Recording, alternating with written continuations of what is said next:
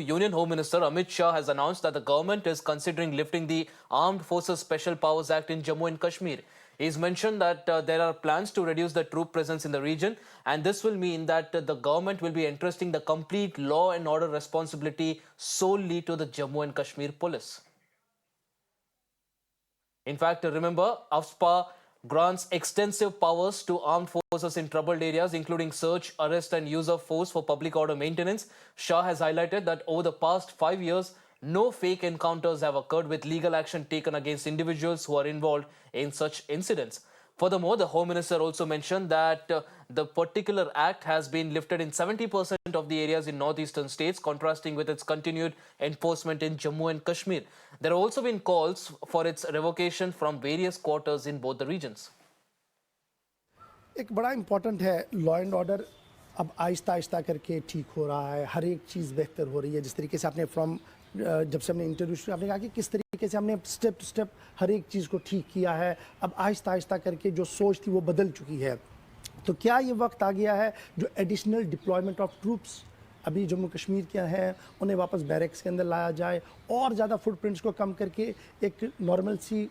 निश्चित रूप से चुनाव के बाद इस पर हम एक एक्शन प्लान बनाए हैं और जम्मू कश्मीर पुलिस के हवाले ही जम्मू कश्मीर का कानून और व्यवस्था की स्थिति होगी और धीरे धीरे ट्रूप्स बैरक में जाएंगे। ये हमारा एक डिज़ाइन बना हुआ है। हमने 7 साल का एक ब्लूप्रिंट बनाया है।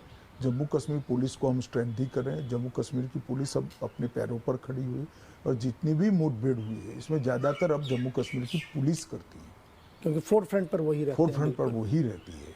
हम सपोर्ट में सेंट्रल फोर्सेस रहती हैं। तो एक कल्चर बदला है।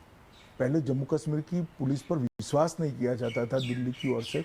हमने जम्मू कश्मीर की पुलिस में एक गुणात्मक बदलाव लाया और फोर्थ फ्रंट पर जम्मू कश्मीर पुलिस। तो क्या हम ये माने कि जब चुनाव के बाद दोबारा एक सरकार होगी प्राइम मिनिस्टर मोदी साहब की सरबराही में, क्योंकि जिस तरीके के पूरे देश में अभी हलचल चल रही है, उसके बाद इस पर थोड़ा सा काम होगा फुटप्रिंट्स को कम? ऑलरेडी काम आगे बढ़ चुका है। अच्छा, इनिशिएट हो चुका है आज, इसीलिए Jammu Kashmir police fourth front पर है।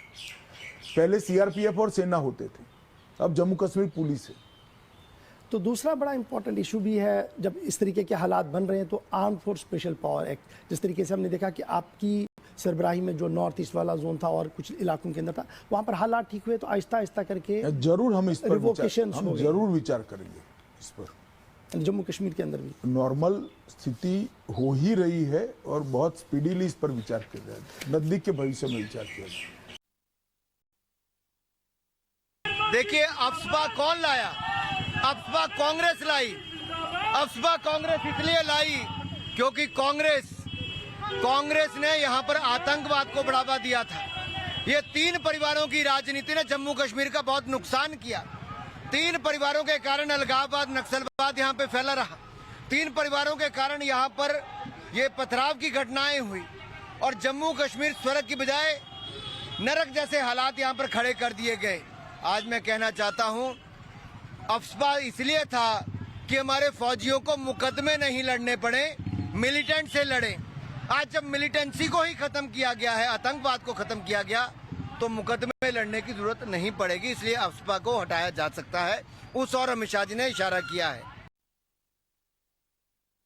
370 हटने के बाद हालात में काफ़ी तब्दीली आई है। आज हालात बहुत बेहतरी की तरफ जा रहे हैं और कहीं भी स्टोन पेल्टिंग नहीं हो रही है, कहीं टेररिस्ट मूवमेंट कम हुई है, बहुत से इलाकों में इन्फिल्ट्रेशन कम हुई है। कोई भी पैरामीटर आप लें, खासकर जब से मोदी सरकार की जो नो नॉनसेंस पॉलिसी है उसके तहत हालात में जो बेहतरी आई है उसका बेनिफिट लोगों को जाना चाहिए। और ये काफ़ी हमारे लोगों की डिमांड भी थी कि आपसा फेजेस में जम्मू कश्मीर से हटना चाहिए।